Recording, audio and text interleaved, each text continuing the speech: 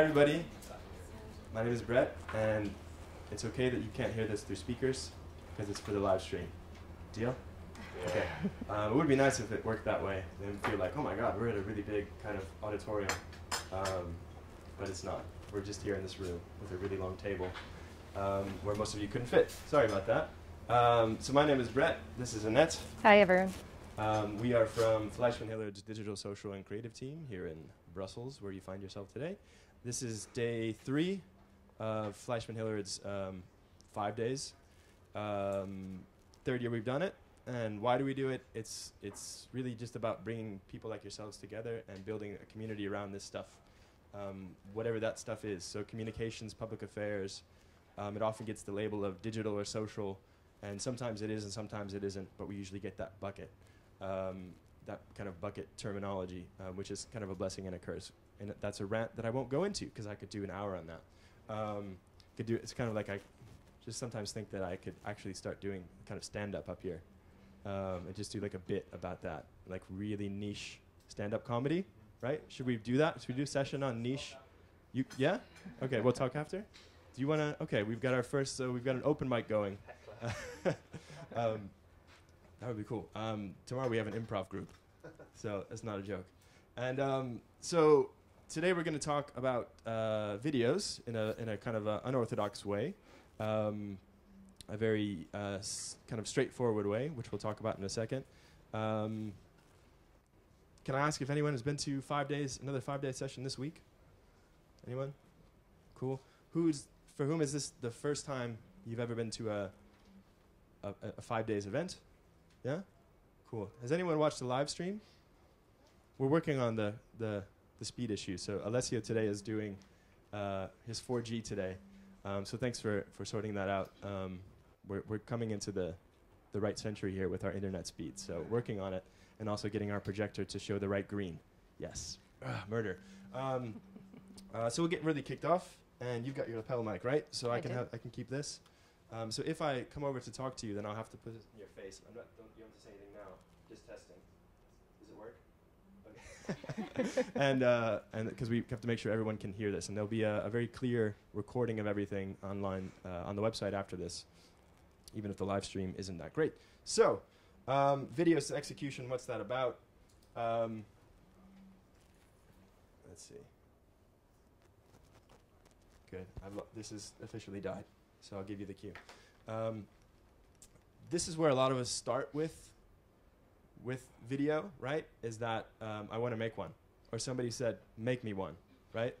That is not necessarily where you want to start, but it's the reality of where we most of us have to start, right? So has anyone's boss ever said, I think we need a video for this? Can you figure that out? Yeah? Because video, because your boss says, I watch TV and movies, and I like that. Other people, I heard social media, video, subtitles, sort that out, Philomen, right? And it must be easy, too, because, again, I've watched videos, and that's easy. So it must be simple to make them because cameras, everyone has them. Sound, close to reality. Okay, so that's kind of where we're at today, and it's still not going to work. We'll do that. And what we have come up with are 8 steps that you can follow. Big disclaimer: who is a video professional? Who makes their job? And then Alessio, our live streamer, can say, yes, that's me. Anyone else whose job is to do videos and to just nerd out about videos all the time, and it's okay. No one's okay. So if you're watching on the live stream, you as well. Okay. So this is not. You're not gonna like this at all. You're gonna hate it. You're gonna say you're making it way too simple. There are lots of steps in between. You really are just not recognizing our craft and our trade, and we're artisans, right? And to you, I would say, I don't care, right? Because what we want to do with this is make it simple, right? Is this process ideal? It's not, right? But it's the process, that you're going to have to go through. So most people would say, this is not quite what you should do. There's terminology for this, and there are steps to take in between. But it's really the process that you'll probably go through. So does everyone understand that this is not the letter of the law? This is not the Bible or the Quran of video making. This is a simple process that you can follow. especially if you have people back in your organization who really don't care about the actual process. They just want to go through steps. And at some point, they want to see a video that they can tell you is bad, and then they want to tell you to go make it again, right? So this is about giving them a process so that they can see what's going to happen. And Annette and I even thought about this, because Annette is actually one of those video professionals, right? So, and she was saying, it's not linear at all, Brett. You know, it's not that straightforward. And then I said, we have our disagreements. We have our disagreements, yes. And then and I said, Annette, we have to make it linear because people like lines, all right? So they like to go from point A to point B to point Z, and it needs to make sense. Even if it doesn't, we have to give them a structure so that they can do that. So today is about giving you a structure that's actually useful, but you know, relates to the real process. But we'll know our secret in this room is that there are other steps in between, right? But that's something that you'll learn as you kind of go on your video production journey as a professional. Once you start getting into this a bit more seriously, then you start to observe and take inspiration from different examples. And you just kind of grow in your own different way. And you start to look at, you watch a video online, and you'll start to view it differently than you did before. So you'll first watch it as your normal self, like you're going through your Facebook feed. You're like, okay, cool, right? And then you're like, I like that video. Then you go back to it, and you start to look at how many cameras do they need to do that? How's the lighting, right? What about the sound? The subtitles, were they good? Was there too many on one line? You start to look at it in a different light, and you start to see pieces and parts of that thing that you'd like to reproduce, maybe in your own way, for less money, for more money, whatever the case may be. But you start to get kind of a video eye. So this is about you going on this, following these 8 steps, but still keeping your eyes open. So as Brett mentioned, you know, technology makes it easy for us today just to grab a phone and just start filming whatever comes to mind or whatever is in the moment.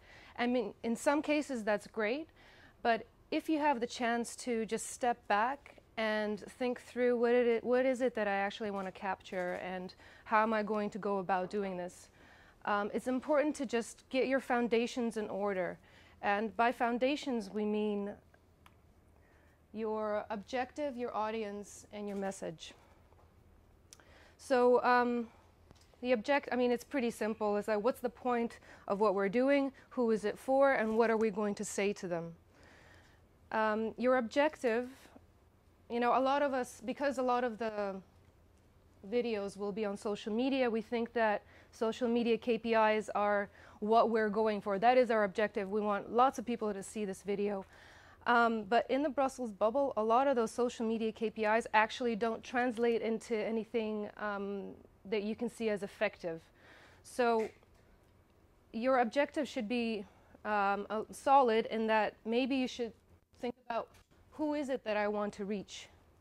Where are those people that I want? Where are they? Which platforms are they on? Is this video going to be internal or external?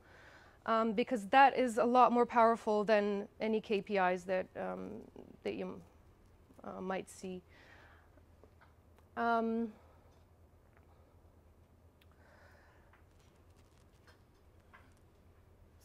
So your message shouldn't be very long and extensive. You should be kind of thinking about it as an elevator pitch. So when you're in an elevator and you're talking to someone, you need to convince them of an idea. How long do you really realistically have? Probably about 15 seconds, 30 seconds, depending on, you know, how high you're going. But try and make the message about them. Try and think about what is it that the audience, what is their need, and how will I answer that need? Because essentially in the video you'll have to hook them within those first 15 seconds. That's all you have to actually get the audience's attention so that they watch the rest of your video. So it's very important, those first 15 seconds, and making it about the audience and their issue, not about what you want to tell them. So we see this a lot actually, that when we are doing videos, our clients are like, okay, well, we're going to put in the video our logo first, and then we are this and this association, and this is what we're going to tell you about. People have already tuned out by then. You haven't hooked what it is that, what their issue is.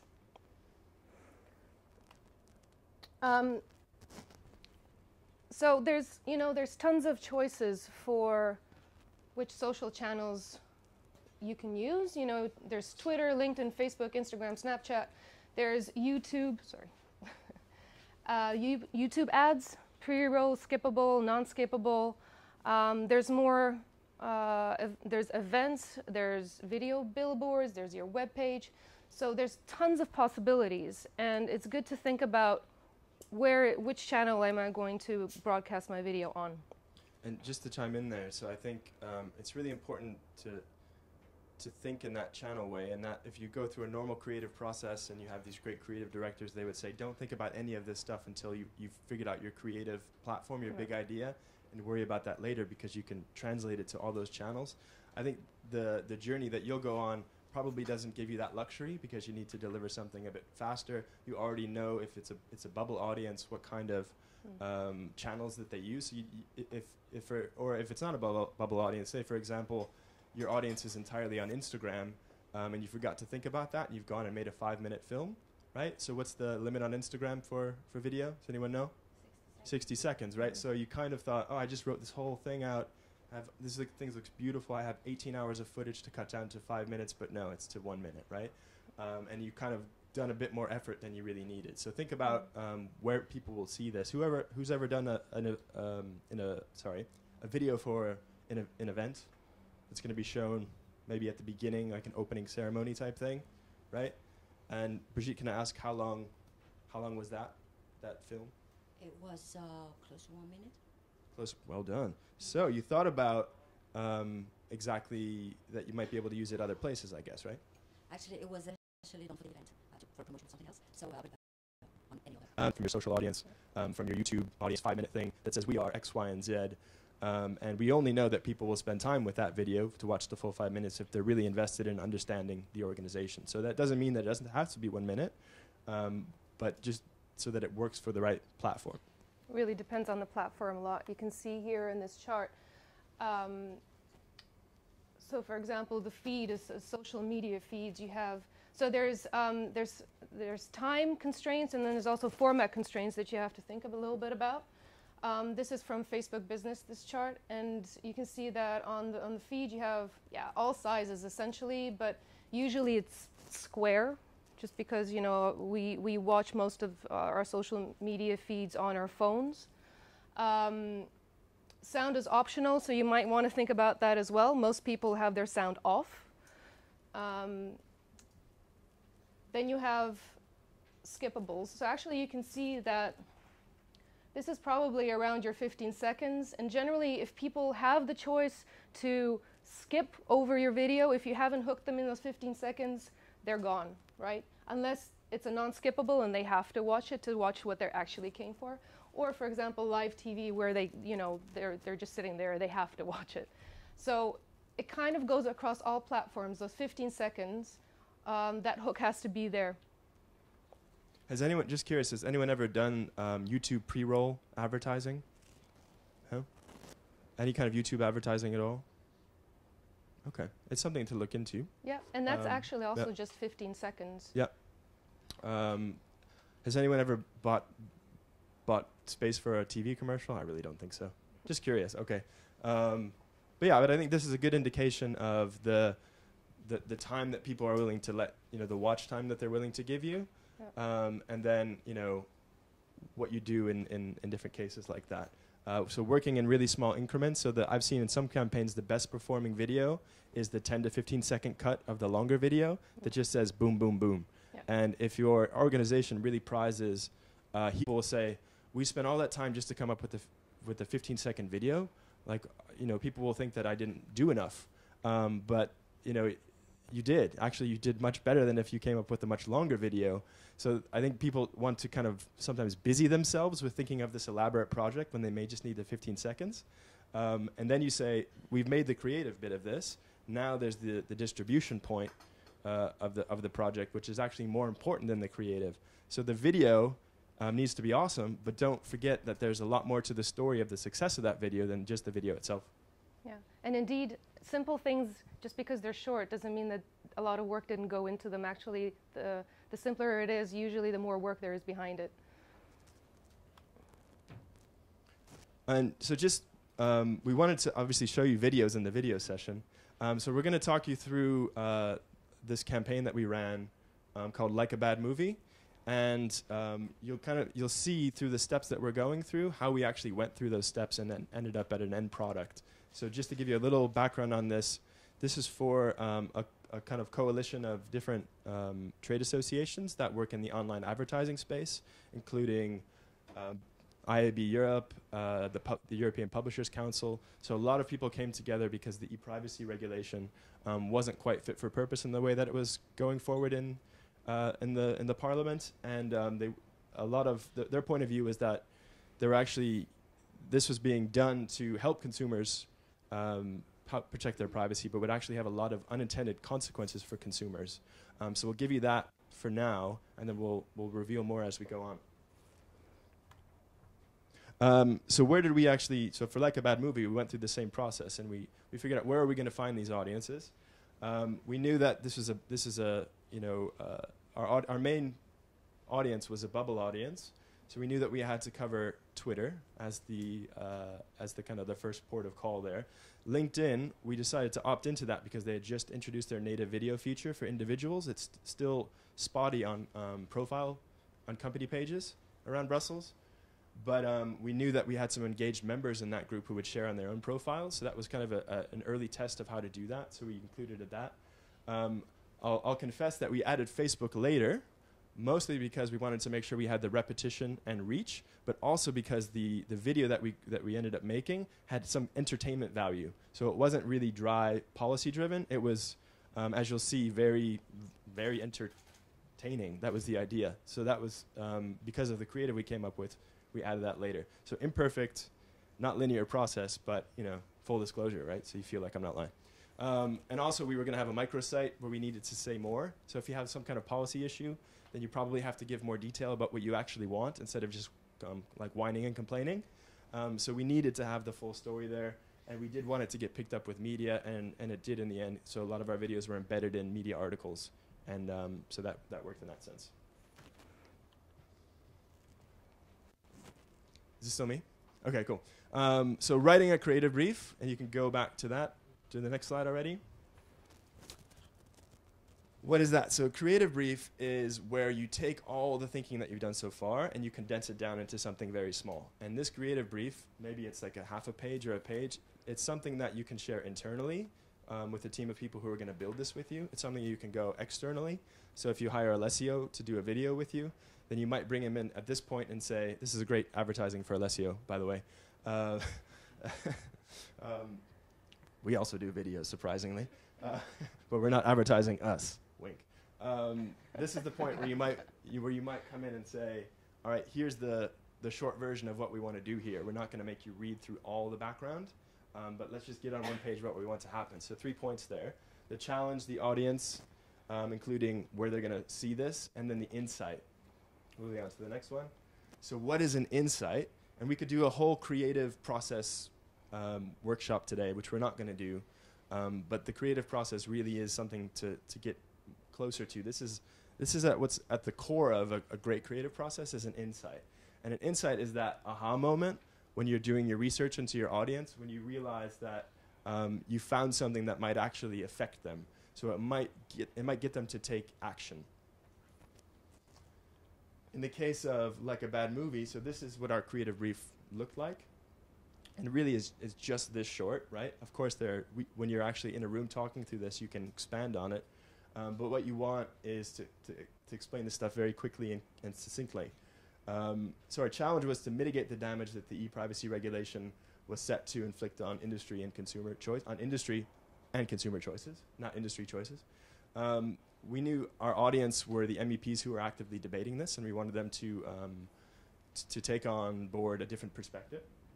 We knew where the audience would be, as we've already covered. And our insight was that these EU policymakers had set out to do something great for consumers, and they thought they were doing that. So we already kind of knew what their motivation was. So we just did we played into that to say, if you care so much about consumers, we want you to see the consumer angle in a different light. And that's what we started with. So you see there's no big idea here yet, right? There's no, you haven't run in and said, this is what the video looks like, it's an animation, it's whatever. My boss said do this, so therefore it's that. So we're not even to that point yet. So we've got our creative brief. So once you have your creative brief, you may have some idea of what you want to create. You've thought about the platforms a little bit. It's a good idea to hold a brainstorm with people just to expand on that idea a little bit and also quality check it or reality check it. So you can assemble a team of maybe 6 people. 6 people is ideal because it's not too many, so that everyone actually has, you know, a chance to speak and give their ideas, and it's not too little either, so you're not restrained. The creative brief is something that's going to bring these 6 people together on the same page. So you come to the brainstorm and you know what your starting point is, you know what the audience is, and you know what the message should be. So it's not like you're coming in there and you're going into different angles. You have a certain task at hand and you're going to brainstorm around that. You do need a facilitator, so one person who's acting as a guide through the brainstorm, because otherwise you're going to go into tons of different directions and might not end up with anything at the end. So great to have one facilitator. It could be you or it could be someone elected from the group. And one point on that, so it's important, have you guys ever had a brainstorm and it just goes off the rails and then you just agree to end the brainstorm with no outcome? It's pretty common outcome, sadly. The thing that makes that not happen is good planning. So structuring the brainstorm in a way that says, okay, we've got 90 minutes. We're going to spend this much time on this bit, and then we're going to do this much, and then we have to walk out with this. So if we don't walk out with this outcome, then we will have failed. And key to that is also having a facilitator who for that session is God, right? So someone has to be in charge. So if everyone is afraid to say what they like, or if they want to just, if you've got people who are there to tear down each other's ideas, and you don't respect the person facilitating the conversation, then you're going to get nowhere, right? So that can be you, that can be, you know, and then you just have to make sure that your colleagues actually understand that you're that, and they don't want to say, well, who are you to say this? I'm like, well, Fleischman said that somebody has to be in charge, so it's me. So use that, right? And then you'll get a lot further in that brainstorm, and you won't kind of just be flailing in the wind. Yeah. But at the same time, the facilitator shouldn't cut down ideas. He's there to promote ideas, not to say, oh, that idea is crap, like, we're not going to go with that or this or that. Yes, so God in a kind of good way. Yeah. Yeah. But someone who actually, who you do... Creator as opposed to limitator. We've gone way religious here, and I think it's just not the group. But someone who's in charge, who is there to help and to guide, and not to say, no, I don't like that, right? Yeah. So, so your job during the session, come up with creative executions. You know, you might end up with maybe 6 ideas, and for those 6 ideas, you have to write up about 50 words per idea. And why it's limited to 50 words is back to the simplification aspect. If you can explain it in 50 words, it's probably a good idea. It's simple enough to translate well into video. In your group, you can then rank the winners. You can even vote on the winners. If there's no winners, there's no shame in starting over. Do the brainstorm again. It's important that you feel comfortable that what you have, a collection of ideas, are ones that you want to go with and you're excited about and you feel good about them. So our winning idea for Like a Bad Movie was to create phony movie trailers or film trailers, right? And why did we want to do that? We realized that the point of view of this is not actually good for consumers, that it's going to create, we realized that it was going to, through all the things that were going to happen, it was going to create these really kind of dystopian scenarios, inspired a little bit like by Black Mirror, right? So there's that inspiration bit that we're pop culture people, and we want to tap into what people like it's a little bit of a European pop culture thing, Black Mirror, I would say, right? So it's like how many things that you feel have been seen across cultures and languages. Black Mirror, Eurovision, House of Cards a little bit for Brussels, less so the last seasons, right? So we wanted to tap into that and show here is what is going to happen to consumers and why that's kind of weird or uncomfortable. in of course a funny way, which we only arrived at later. It started off very dystopian and uncomfortable, and then got funny. So phony movie trailers was the way in. So everything that was going to happen with this e-privacy directive, it was like a bad movie, right? Does anyone know that expression, like a bad movie? This is like a bad movie, man. And you'll say, that's a very American expression, Brett. And I'll say, we message test that. We tested it with people across Brussels from lots of different language groups on LinkedIn. So you can go back to my page and see the point where I was asking, right? And I said, so what do you guys say, movie or film, right? We ignited a lot of language debates there, and exposed a lot of very deep cultural issues, right? In the end, movie won, so thank you, right? So mostly it was so everyone kind of east of, the countries that would say movie were the Central and Eastern European countries, and also like the Netherlands and the Swedes too a bit. But then you can imagine where the film came from. So it's kind of anybody's game on whose English is king now. It's not. I have no skin in the game, right? So I'm totally fine. I'm just saying. Little sidebar: if you want to test something like that, LinkedIn is a good place. And we got 50 responses to that, and we did it scientifically, and it didn't cost a lot of money to test it. So, like a bad movie, we created 4 phony movie trailers, and we'll start showing them to you soon. Is that what we got up next? Yep. Yeah. So we got one up next. We'll get right into it. The year is 2018. Europe's citizens wake up to another perfect day with free online content. They check their email, browse their favorite online forum, and download the latest apps. Nothing at all out of the ordinary. Well, except one little thing. The end of data-driven ads has changed the online world forever. What a beautiful and unexpectedly expensive morning indeed. Wake Up, Pay Up, coming soon to cinemas.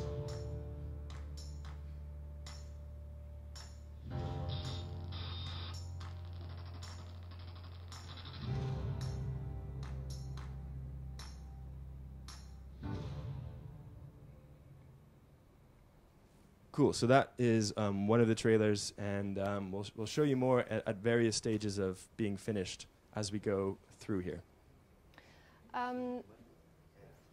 So when the video will usually have budget and time constraints. I mean, we all have this, and we have to think about that in the beginning, because that's going to have an effect of how we actually do the execution of the video.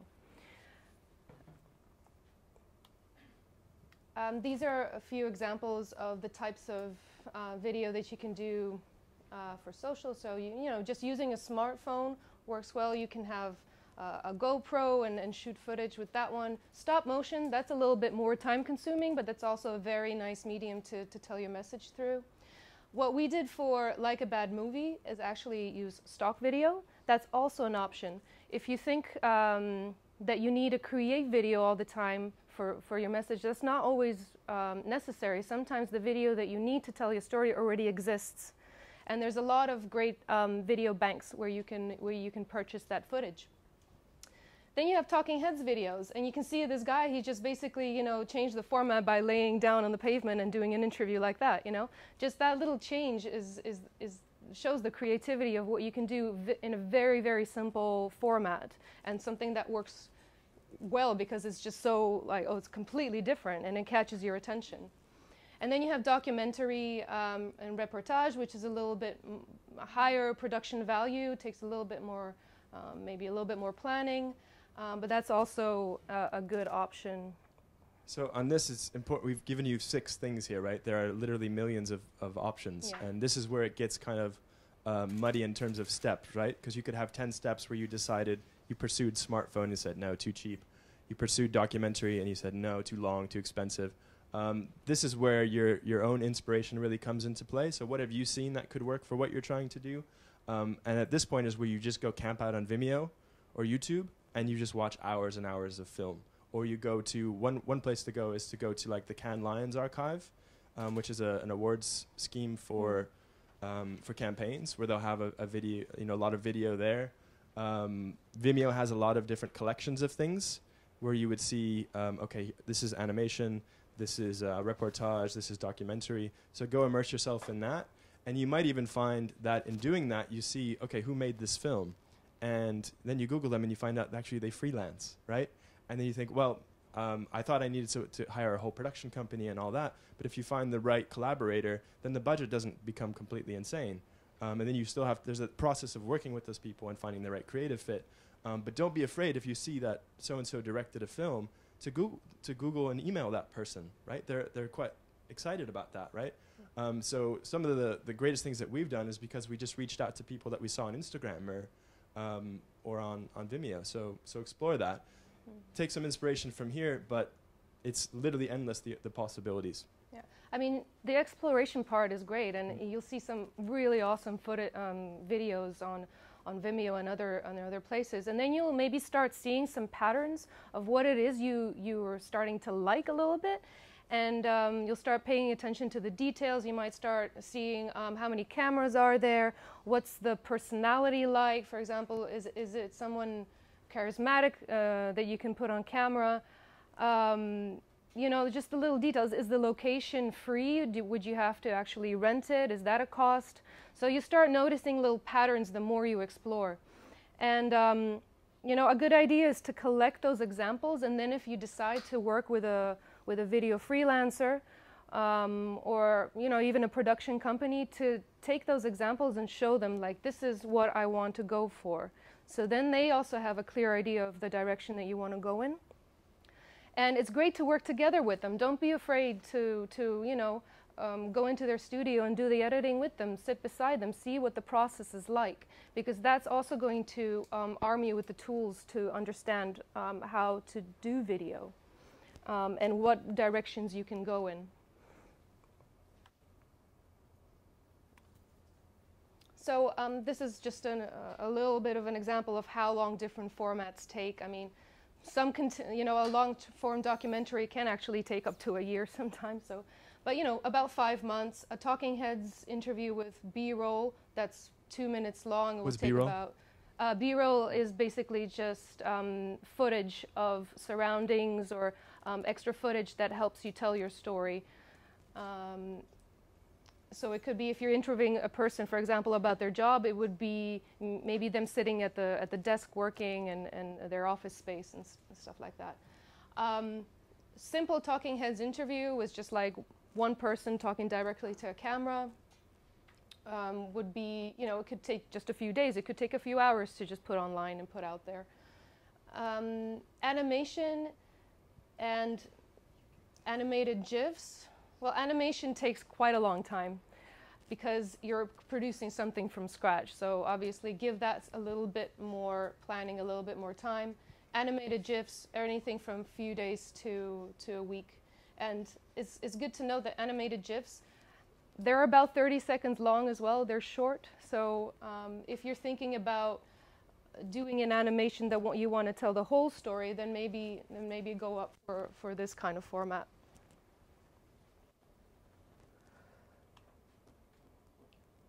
So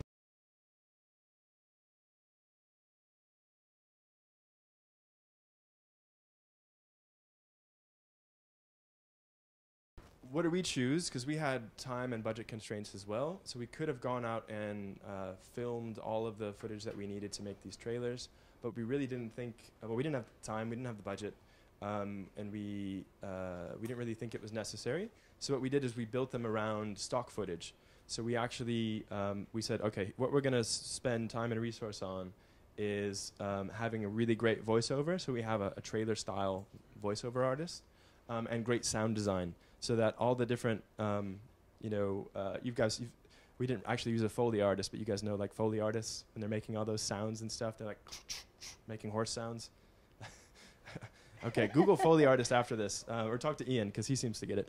And it's just like all the different sound effects that go into something. So if a door closes, then they'll go back and add that. So that's what a great editor can do. So we knew that we needed the voiceover, the really expert editing, and the sound design as well. So has anyone ever worked with a really good editor? Yeah?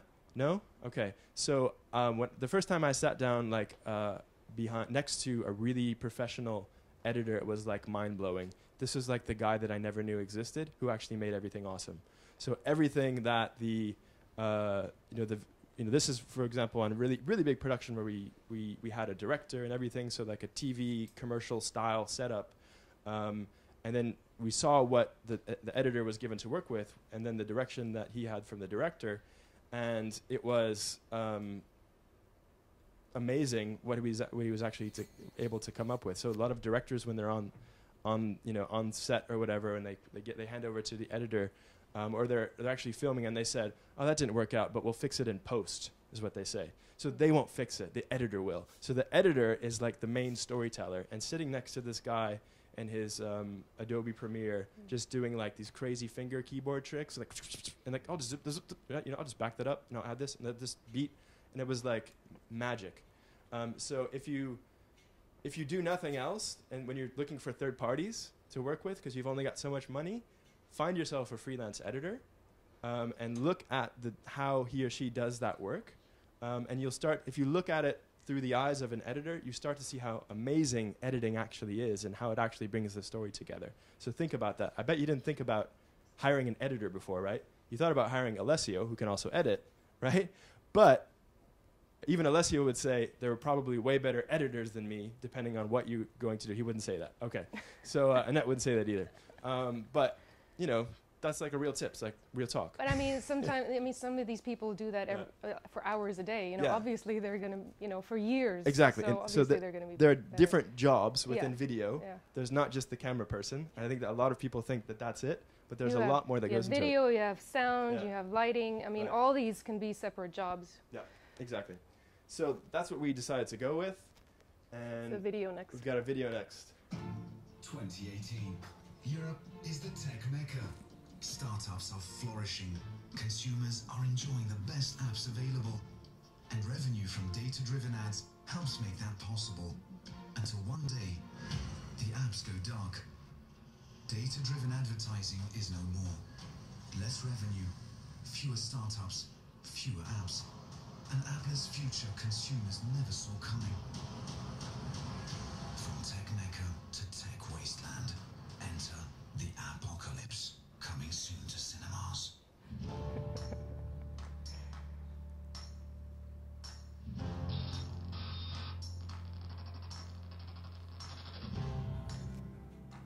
The ending is the same. So, and it was actually an earlier version because apocalypse was misspelled. So, did you guys catch it? Yeah, okay. Yeah. You didn't catch it. All right. But you can see the process that we went through, and there are several versions of that. Yeah. Lots of details. Is this still with me? Yeah. Okay, so scripting. And so script, in inverted commas there, is write out generally what you want this thing to say, in as much detail as you can. Doesn't mean that you're suddenly a screenwriter. In this case, we acted as screenwriters. So when we wrote the scripts for these, we wrote them, and in a way, like if you're writing something with voiceover and images, it's nice just to split it out, right? And say, okay, this is what the person has to say, the voiceover, and this is what's happening on screen. It's nice and easy to do that. If you have a collaborator you're working with, they say, okay, I understand. So if you have to pass something off to them, it works in that way. So what we did is we wrote what the voiceover artist would say, and then we imagined what that might look like visually, knowing that we were working with the stock video library. So what we didn't say is, person takes app to Parliament. Person takes phone to Stummelings, right? Because then we'd have to go and film all that, right? So we had to do it in a way that is more like, what do we have here? People getting annoyed on screen, right? People getting very annoyed and then slamming laptop shut. So we knew that probably in a stock video library, someone had, without even looking, we knew that they had filmed someone slamming a laptop shut. It's just kind of an obvious thing. So we had to kind of challenge ourselves to say what is actually out there, so we're not creating something that we can't actually find. There was one bit where we filmed ourselves because we couldn't find anything like it, and you'll see it at the end, right? We'll be surprised. Once you have your script written, we sometimes also get into the situation where we have the script, we've showed it to our manager, and then, you might need to have some kind of buy-in from your managers for the video prior to production. Generally, it's very it tends to be a little bit difficult to visualize something that's written down. Sometimes people might just kind of skip over it as like, okay, yes, there's a script, I kind of get it, it's fine, right? So you go on and you produce your video, you're done, you show it to your boss, and he's like, oh, well, yeah, well, it's not really what I was thinking about. Can you just change that and that and that and that and that and that? And then you're like, oh no, we have to change the whole thing. It's going to cost, you know, the whole production budget over again. Because it's very difficult to change a video once it's done. Going back is just, it starts to destroy the production value and the story. So a very good solution to that is to do a storyboard. We used a professional storyboard artist for this one, but the effect is the same. Here you're actually starting to visualize your script, and you're starting to think about the shots that you will need to get to tell your story. And this is something very, it can be something easy to do. I mean, there's a lot of apps out there. You can just Google them that even have characters that are pre-designed that you can just put around, put speech bubbles or whatever you need. So you don't have to be an artist to do a storyboard. There's a lot of options for you to just even draw stickmen. That's enough, as long as you have some kind of visualization of your story. And then you can take that to your manager and say, hey, this is the story, what do you think? And they'll start, at this point, they'll start to understand it really concretely and give you concrete feedback on what they're thinking. And you may think that something like this is out of reach for you, but Google Storyboard Artist Brussels, and you might find that you can afford it, right? It's not that, it's just one person who you spend the day with, and then you know, in this case, I'm happy afterwards, if you want to know who we work with, happy to share that, because he's a brilliant guy, and he deserves all the work that he would get from this group. And he did this in a couple of hours, you know. Well, it was a whole day. So it was so he, but it really helped, you know, for us to be able to show our client what we were planning, so that we were all on the same page. And so that may be the thing that you end up spending your third-party money on, is something like that, and then you've got your buy-in of everyone up front, and then you can think about, well, maybe I can make it myself, I don't know. But somehow get some visuals on a page, because people, you can show them a script and they'll say, yeah, it looks fine, yeah, it looks fine. And then once they see something in video form, they're like, nah, right? So they might still say that, but the more pictures you can put in front of people, the better. Right, so this is the tricky one, right? So this is a really loaded step. Produce it, make it, do it, right? So helpful, thanks, Brett, yeah. And this is where someone, you know, the video pros in the net would be right to say, look, there's a lot more in there, and there is a lot more in there. So it depends on what format you've chosen here, what you're actually going to do. It may mean that you're going to go out and shoot right now. You're going to go get all the footage that you need. Maybe that you're sorting through a stock video library. It may mean that you're sitting down with your animator, because you have your storyboard in place and you need to sketch out the look and feel of what that looks like.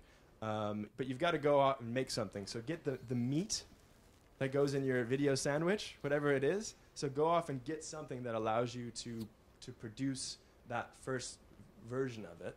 And does anyone want to like challenge me on that? Like, what do you mean exactly? I would love to be challenged and explain myself further. So challenge me. I'm singing now. What do you mean by that? What do I mean by that? Thank you. What I mean by that is that you know, you go out and you say, I'm going to do this talking heads thing. So I'm going to go get some lights. I'm going to go get my good camera. I'm going to make sure I've got a room with nice sunlight, right? So Nice I've got all that in place. So I'm going to go off and make my talking heads and make sure that I get what I need. I'm going to have someone on site who's going to ask the questions of this person and put them at ease and make sure that they're comfortable on camera. And you know, in that execution, that's what that is. But it's really what's right for you. It's just like go out and start creating something. Plan as much as you possibly can. And you can plan until you're blue in the face, but eventually you just got to go make the thing. And that's what this step is about. Just go make the thing. That's what this step should have been called, right? So we went out and got our meat, which was our stock video. And then we added some toppings to our video sandwich. We added voiceover, so we had a lot of fun in the studio, and have videos of the guy you heard on there doing the whole Liam Neeson thing just for fun. You know, I have a special skill set. Right, so he did lots of fun Liam Neeson impressions as well. So that it's such a fun thing in the voiceover session, where you go in and you're actually directing because you know exactly what you need. And you say, okay, bring the emotion up a notch, be nicer, be softer, be meaner, right? So, and a good voiceover artist, again, doesn't have to be super expensive. If you go out and find one on your own, if you're working through a sound recording, what are these guys called? What's the name of that thing? Sound studio. Sound studio, yeah. Then maybe not as inexpensive, but they're just really professional. And until you get in the room with a voiceover artist, you don't realize how skilled they are. They're actors, right? So they don't get the credit they deserve. That was so much fun. You've done a lot with other clients as well. Yeah, but it's funny. Yeah. Sometimes you just kind of say, "Oh, can you do it a little bit softer?" And bam, they've got it, and they've changed it a little bit, and it's perfect. Yeah. They are really, really just Yeah. great at knowing how to do it. So. It's just so much fun. That's all I can really say about it. And then we did some animation on top. Well, I should say Annette did. So we did some character animation. This is Mr. Happy. That's Mr. Happy, who you'll meet soon enough. And the idea here was we were working with all that stock video, but we couldn't quite have every element that we needed. So we inserted some animation or some images on top. So for example, if we had an image of a mobile phone, then that would have started as a green screen, and then we'd overlay what we needed. So we had a little bit of work to do just to finish the thing. And then also, Mr. Happy was the most intensive thing that we did Yes. on top. So it kept us on schedule, but was a really essential part to the whole campaign. So then we've got... So we've got Yeah. the draft now. Okay, The cool. first draft of the Mr. Happy video. Right, so it's normal that it's not perfect. 2018. Something has changed in the way Recognize the European voice? consumers share their data online.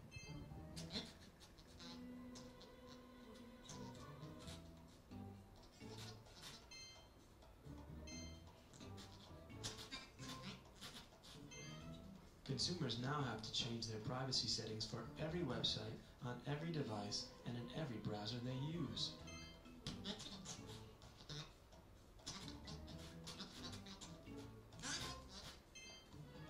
Thankfully, Mr. Happy came along to make this whole process easier. A little overbearing, but he's only here to help.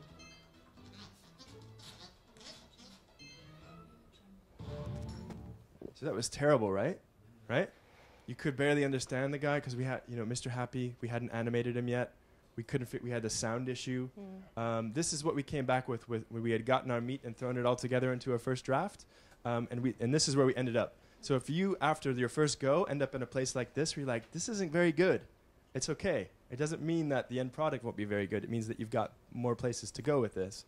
Things to notice in that were, so my voiceover, which I guessed at the right tone a little bit. You'll see that changes. Obviously, you'll see that all the watermarks from the stock video will go away in the next one.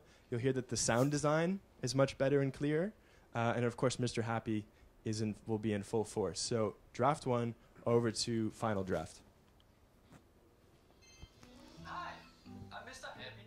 I'm here to protect your privacy online. 2018. Something has changed in the way European consumers share their data online. To access this website, you just have to make one small change to your browser settings. Easy peasy. Almost there. Just follow these 5 easy steps. Consumers now have to set their privacy settings for every website, on every device, and in every browser they use.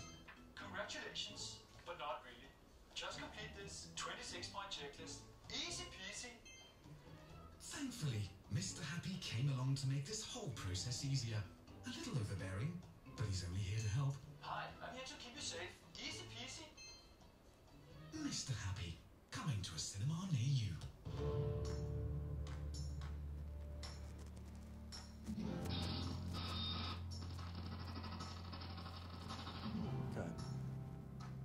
Good stuff. So a little bit better, right? And did you notice the difference at the end? The ending? So we could find the baby, but then we needed Mr. Happy to be with the baby.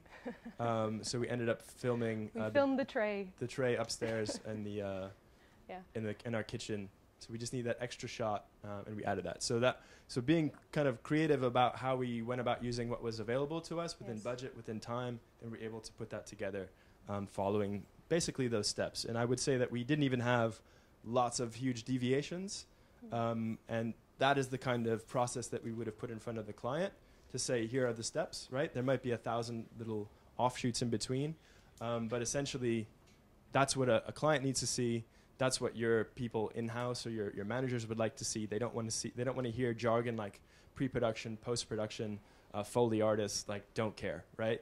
So when can I look at something? How long does that take? And where do we go? So these are all the 8 steps in order, right, on one slide. And that is really, wanted to keep it super brief today to talk about stuff.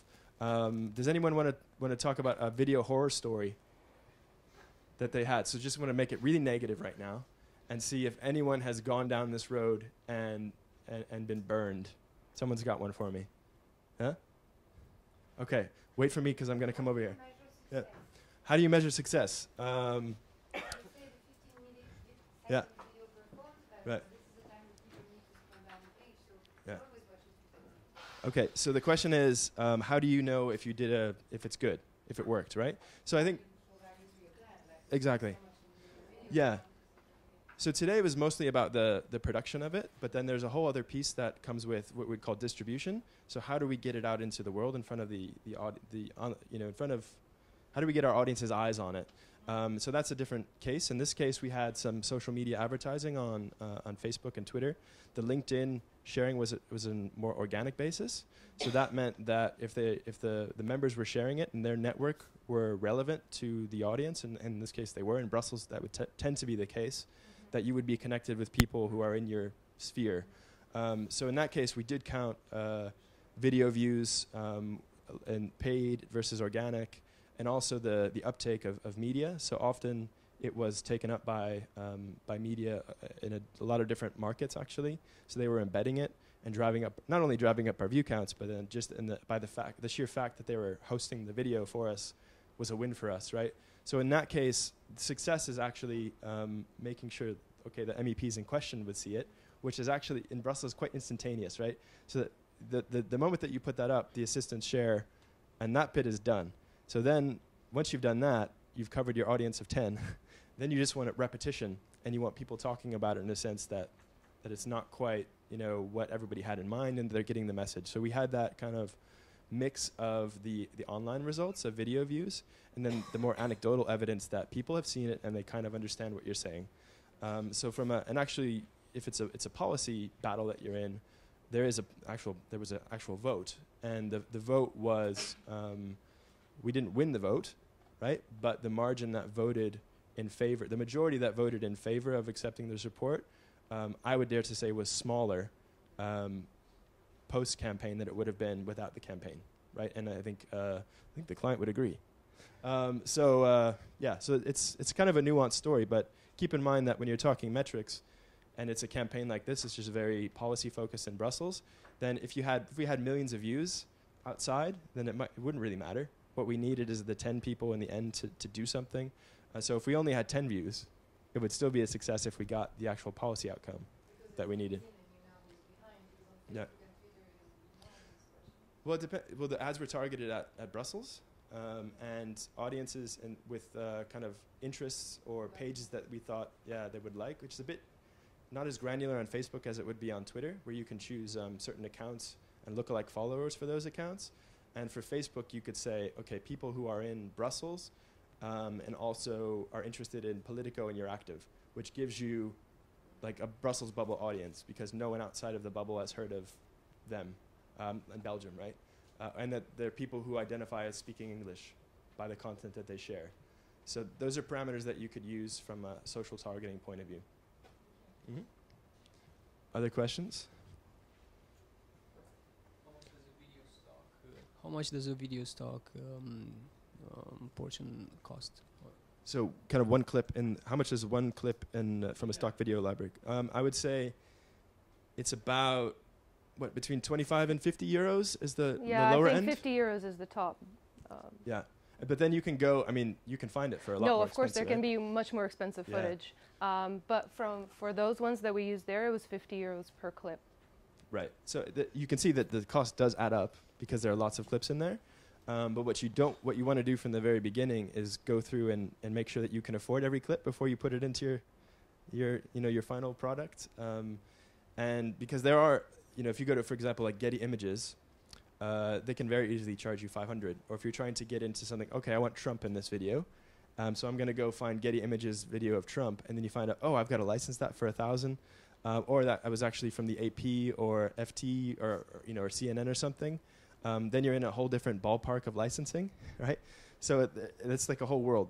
Our colleagues in Bristol, who we work together on content a lot, they have one person who deals every day, all day, with licensing video or images.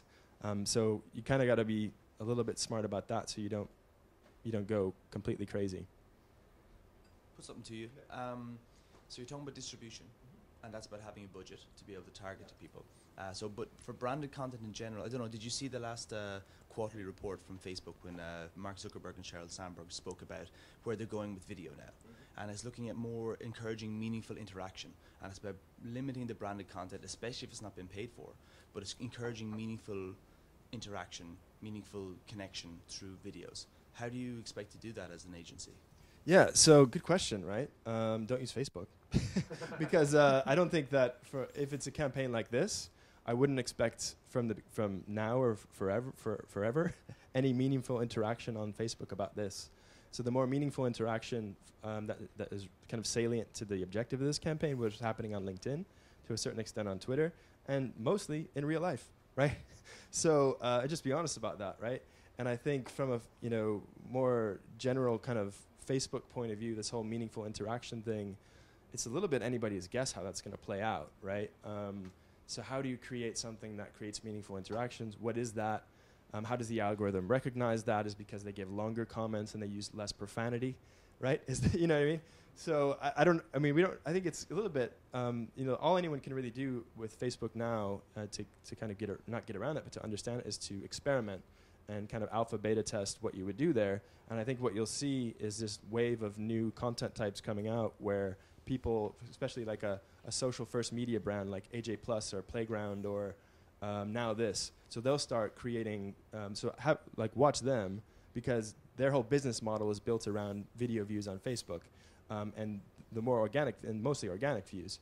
So so they'll be really struggling to get it right, not struggling, but trying harder than anyone to get it right. And then whatever you see working there might be the answer. But even then, it's kind of like a Google algorithm situation. We'll never really know. And the point where we figured it out, they'll change it again. So, yeah, question mark. Yeah. Anyone else? Yeah, let me come over there.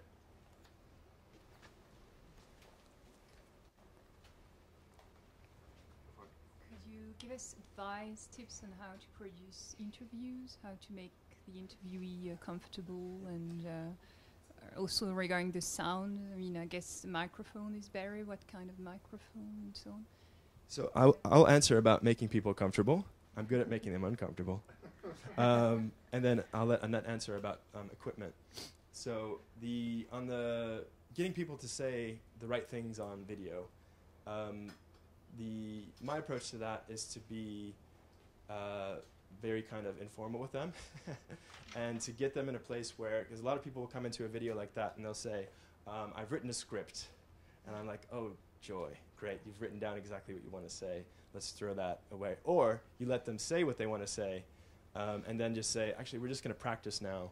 And the camera's off. So just tell me what you actually mean, right? So what do you actually want to say?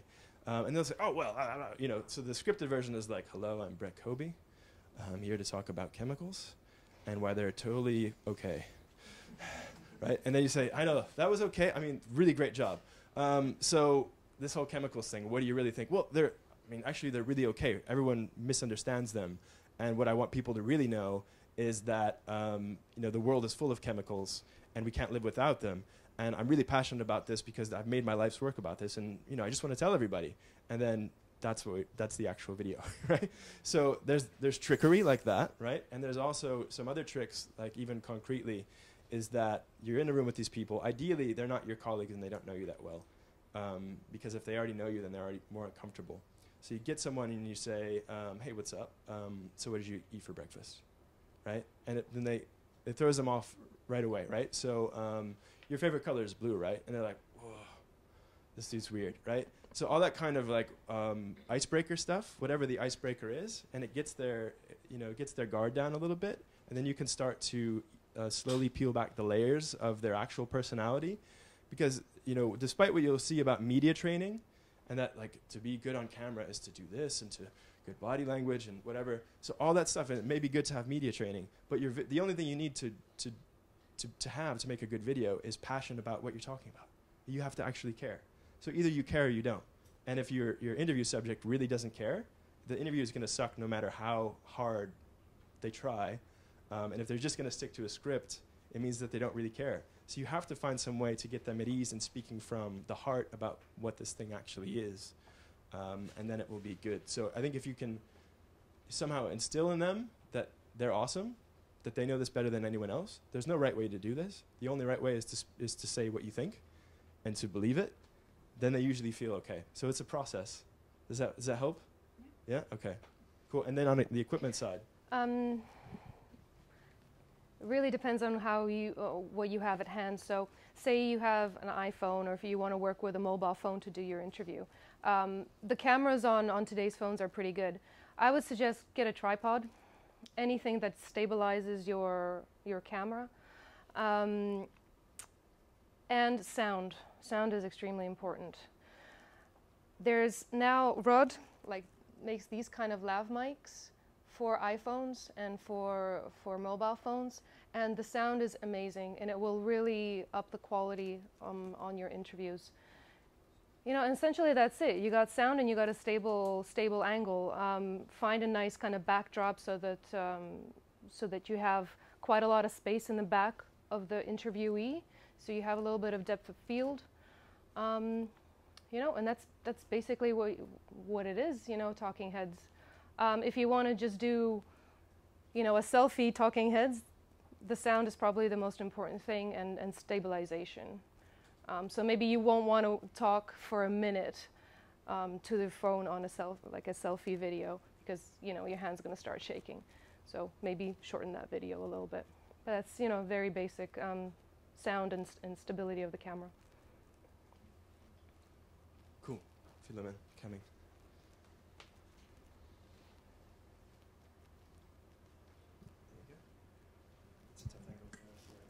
Yes.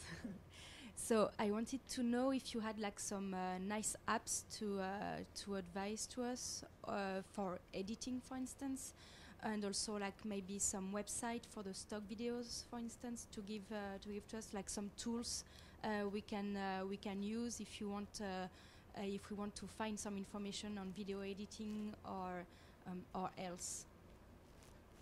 For sure. So stock video websites. Fotolia is one that's pretty well used in Brussels. Was it video? It's called Adobe Stock now. Adobe Stock. Okay. So and then Video Hive was one that we used a lot for this campaign. Yep. And then if you want to get a little bit more classy, then you have Dissolve. It's just more expensive, really, but it does look cooler. Right? It depends on what kind of video you're making. Then Getty. Getty is on the expensive end, but they have really high quality videos. Right. And in terms of editing apps, I'll throw that one to you as well. I'll just say that the one that I've experimented with. So GoPro, probably a few years ago, acquired an existing app it used to be called Quick, Q-U-I-K, and I think it has a different name now. I can't really remember. So if you did shoot something on your smartphone or your iPad, then you'd be able to throw that into the app, and then you can choose a theme, and then it kind of syncs the beats of the music to the thing. So it's meant to make you look like a Red Bull action star type person, because it's GoPro's thing. So it has its limitations, but if you needed something in a pinch and you wanted some quick social content that doesn't necessarily need to be branded in your own way, but in a way that is prescribed already. So I would say generally those kind of apps, they'll have their limitations because it feels like you've done it once and it kind of passed for that that Twitter need. But if you wanted to show it over and over, then it feels a little bit staid, But other apps that you know? Well, Adobe Creative Cloud has quite a lot of apps for editing on mobile phones and on tablets, which are kind of smaller versions of for example, Final Cut, well, not Final Cut, but Premiere Pro. It makes it a little bit simpler, it gives you a few tools, but it still gives you the ability to edit video professionally and quickly.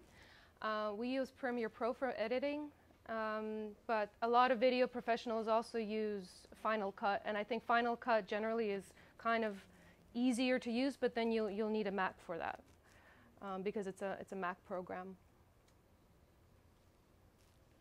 Cool. Yeah. One last question. What do you think about partnership with popular YouTubers? This, of course, is not something related to making videos by your own, but it's about giving them a budget to publish your, to advertise your campaign products. What do you think? Are they effective? Do you think? Yes, I do. So we've done that on a few occasions as well, and that the idea there is that that's actually a whole other session that we could give on that. When you're looking for kind of a social media influencer or YouTube influencer, as they're called, generally with a large following that's relevant to you, I think that's a great way to organically get your word out. And the important thing there is making sure that you find the right fit with that person, and that you understand that you need to co-create with them, because they've already developed a brand for themselves. So they're not just going to, just copy and paste what you want them to say. And they might even in the beginning they might be like, yeah, sure, because they want the money. In the end, it's not going to work, and it's going to be terrible, and it would be a terrible use of them in the first place, because you want them to say it in their way. That's the whole point of them. So I think the thing to remember about working with them is co-creation, and then really looking for the creative fit, and also making sure that it's clear the conditions of your collaboration, so they'll expect to get paid, and you should pay them. If you try not to pay them, then you can get you get into the risk of, well, you do it for exposure. I was like, we've all heard that, like the unpaid intern thing. It's for experience, right? And they're like, fine. They might go down that road with you until they get a better offer. Just like when you guys all left your unpaid internships because you got a proper job, right? So it makes sense. So co-creation and just really clarity on what the collaboration looks like. Yeah. Cool. I think we'll have to end it up there, but happy to take questions after. If we let this run till 11:30, people start disappearing.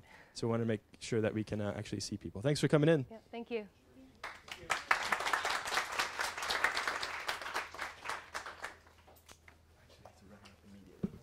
you mind grabbing that speaker?